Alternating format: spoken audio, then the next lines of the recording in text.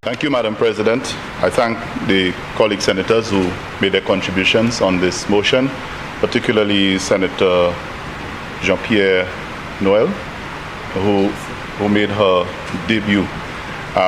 It was sad that she had to be interrupted a couple of times, but we know it's a first, and I'm hoping that as she continues, maybe during the course of the day, she'll pick up, because I thought her leader of opposition business just left her out in the cold. Didn't guide her along in terms of how to approach. But we thank everyone who has contributed for their contribution. And I think it is very important that in the Senate, we continue to keep the level of the conversation at a phase or in a way that informs and is constructive and mature. Madam President, just by way of observation during the contributions, there are a few little things that came up that I want to just make quick brief mention of. First of all, the opposition in their response clearly had an intention to suggest that there were some figures that they would have compared about who spent how much and who spent more and who spent less. In fact, there was an analogy that was made which I need to clarify, that because you had 13,000 or whatever number and you divide it and do the basic math, a principal would have received an average of $1,000 per school. Madam President, it's clear, and I think I can forgive the leader of opposition business. When something is not your forte, you stay away from it. If you don't know what you say, just leave it alone. To try to analyze school allocation, the truth is, there's a formula that has been used for school allocation by all governments. Primary and secondary schools get different allocations for maintenance. And the way it's done has nothing to do with what was being suggested, that about 1,000 per school. And so the issue is not how much money is borrowed, because it is true that the opposition has made claims that they can borrow more. They have always won that argument, and I don't want to win it. It's okay if you can boast that you have borrowed more and you can borrow more. No, for me, as a government, we will not shout and say we have borrowed and can borrow more than you. I don't think that's a cap the Labour Party wants to wear, or the government of the Labour Party wants to wear. What's important, Madam President, is not how much you can borrow, but how you can impact the school or the reason or the project that you are borrowing for. So what this opposition could not do with the $10 million that they boast about, we were doing with this wasn't a million, $900,000. Less than 1/10 of what they were boasting about borrowing. This Labour Party government was able to do more with the $900,000 that we had. So the argument is not about how much you can borrow and how much you can allocate. It's what you did with it. Madam President, there was an attempt to raise an argument because I asked the opposition to pay attention and they did not. It's their habit. It looks like our two temporary senators have caught the habit of their leader not paying attention to the issue being debated.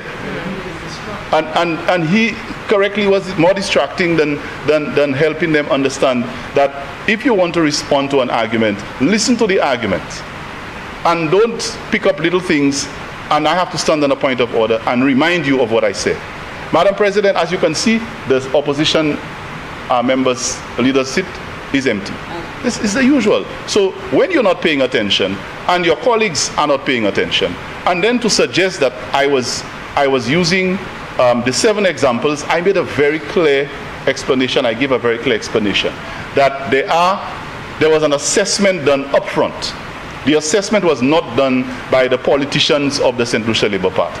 The assessment was done by the technocrats of the Ministry of Planning and the Ministry of Education. There's a plant and equipment unit.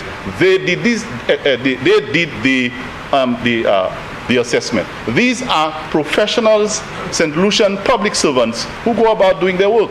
So if the report of the assessment revealed that 16 schools should be given priority because of the extent of the damage, or because they were termite infested and because of that they were more compromised, that is the basis for the decision that we have made to give these 16 schools priority.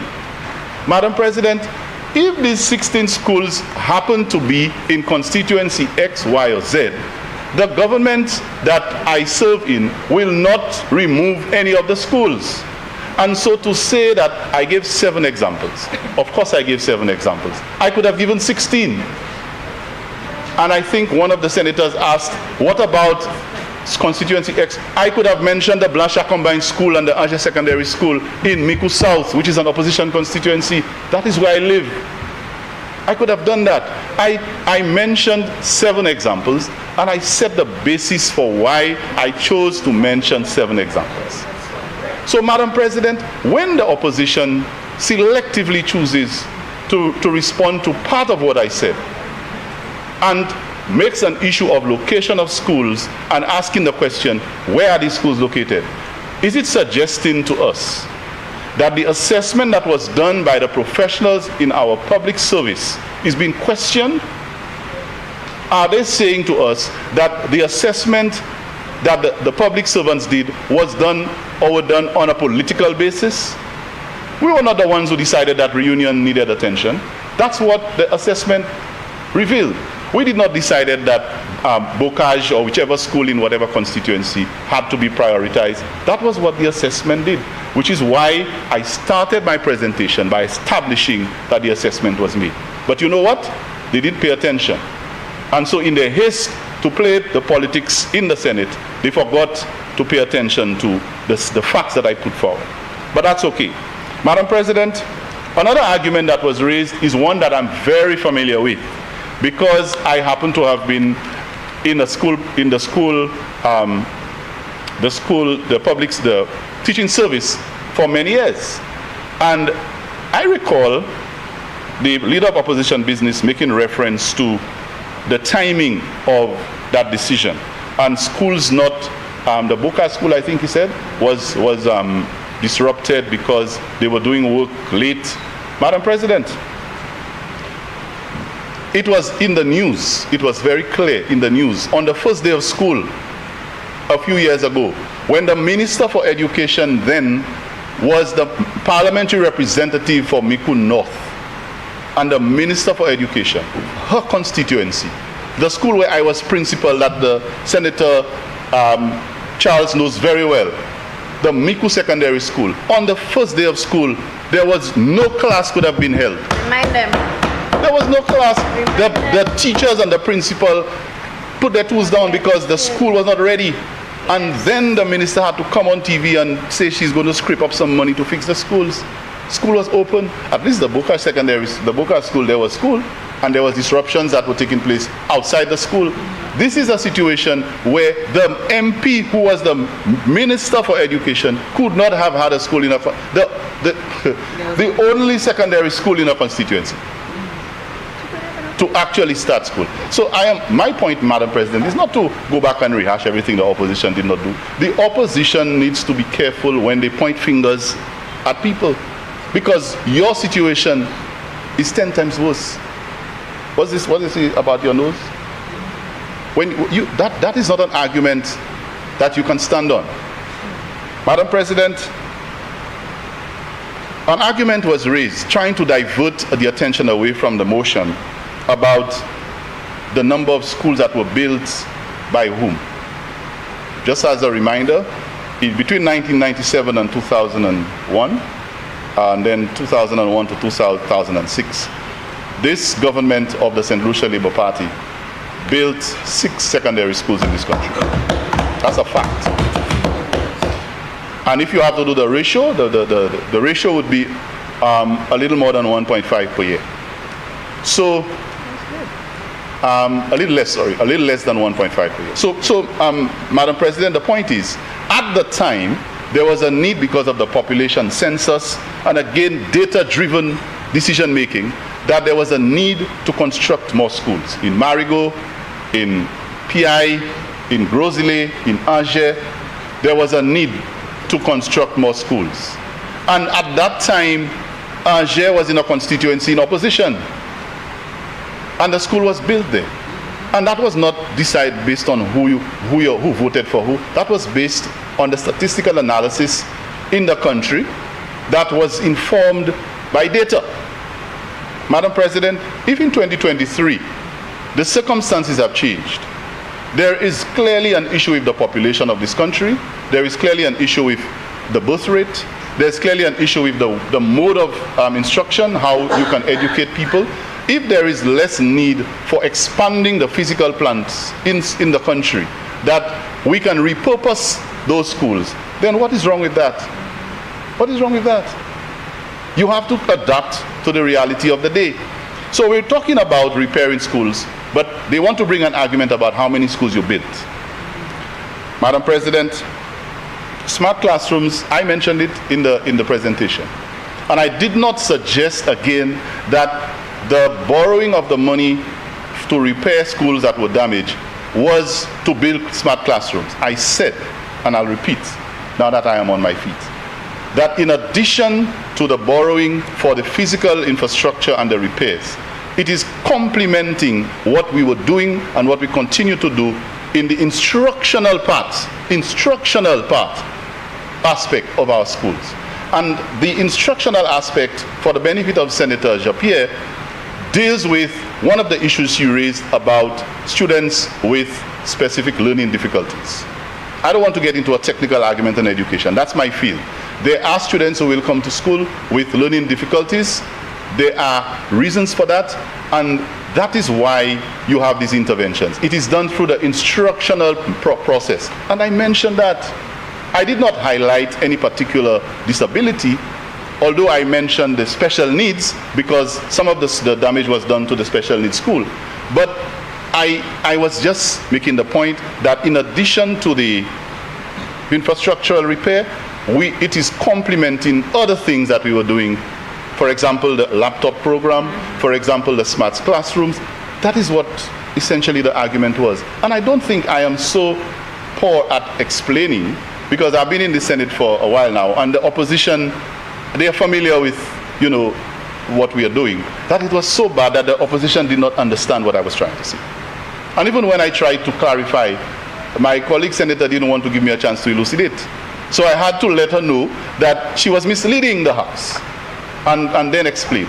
But again, we will learn. We all will learn. Madam President, very interestingly, the leader of opposition business was able to take this debate again away from the essence of this conversation and try to talk about the economy, how bad the economy was, and he did it in the previous argument. But while he was trying to establish that, why is it only 6 million? You could do more. You're not doing enough. Because, and here's what he says to justify that. Here's what he says.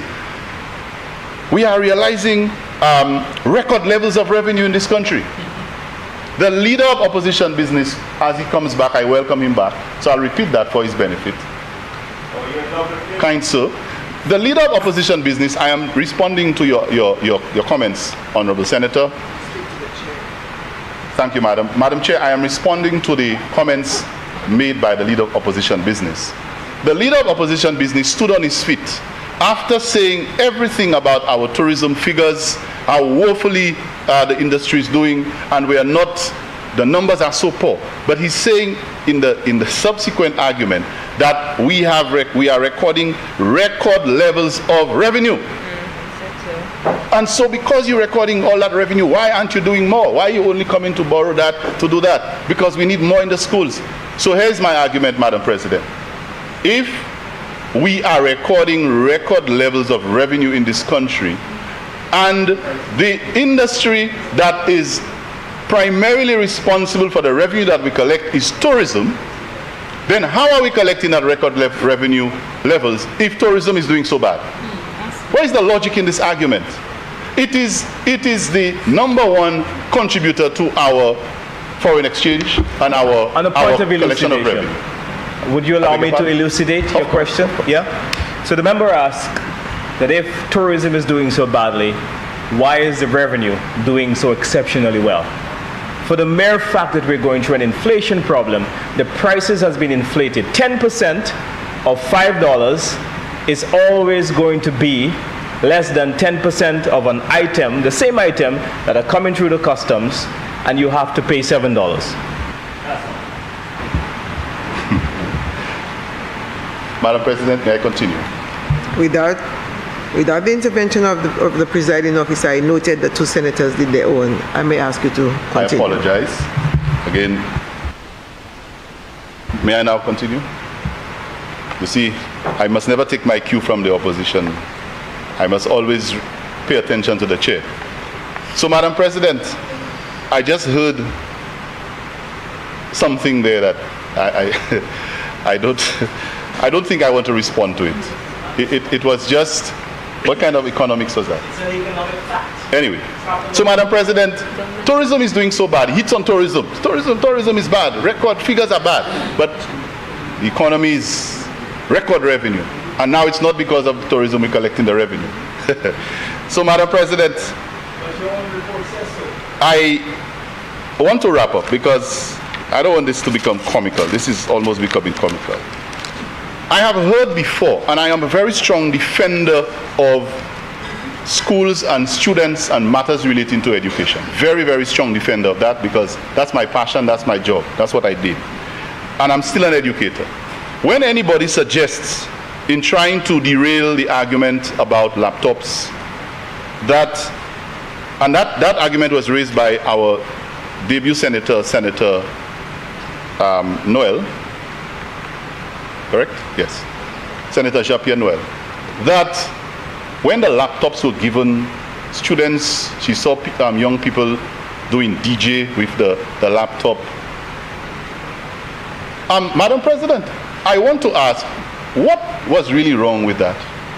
What is wrong with a young person armed with a laptop, a device that they can use to be able to learn how to do virtual DJ? What is it? That's what they call it? And you can develop something you can develop a career in. The creative industries is crying out for our young people to explore their potential. A device where you can develop an app. We have these days, you know how much people pay for those things? You have a device that gives you the ability, yes, to be able to develop your creativity, programming. I mean, how can somebody come to hit on a tool that a young person can do so much with? I don't know why the opposition still wants to go back to that argument. There is no way you can win the argument about laptops. It is just not going to happen. And computer labs in schools. Well, if a laptop is so bad, and one child can have one for himself to access the internet and to be able to do all these things, then what about a computer lab that is a stationary, something that is located within a space, and once you leave that space you can't access it? Where's the logic in this? And by the way, Madam President, we have continued to refurbish and improve our computer labs in schools. We are not saying that the laptop means that you don't need the computer labs. While we do so, and we ensure that Wi-Fi access, by the way, we are ensuring that households are now receiving the $20 plan. Over 5,000 households in this country accessing Wi-Fi, so that these laptops can be useful, even more useful to these children. Why is it so wrong for a child to have a device that they can use to do their SBAs at home, that they can empower them to be able to develop certain creative functions? People now can sit at home and make a living with a laptop. You don't have to go to work. During COVID, you saw how it was exposed. The permanent secretary of education, and I don't blame her, she was just the messenger, had to come on TV and make an appeal for parents to donate, use laptops to children. Laptops. If the permanent secretary, the top technocrat in the Ministry of Education, and at the time she was serving in the government of the United Workers' Party, can come on national television and make an appeal for laptops to be donated, used ones by parents, doesn't that suggest, Madam President, that this tool is necessary for our children? Why is the opposition, and I am a little disappointed in the new senator, I thought she was going to bring something fresh to this debate. She's going back to the argument of Kiga and Kiasa. That to me is disappointing. After I heard her talk about her interest and sensitivity to special education and persons who were affected, I really appreciated that. She can relate to how learning is affected. That was excellent. But then she takes the cue from wherever and then tries to hit on laptops. Madam President, I was utterly disappointed. Utterly disappointed. So, Madam President, here we are today. Oh, by the way, before I close, you see, the opposition continues to make certain references.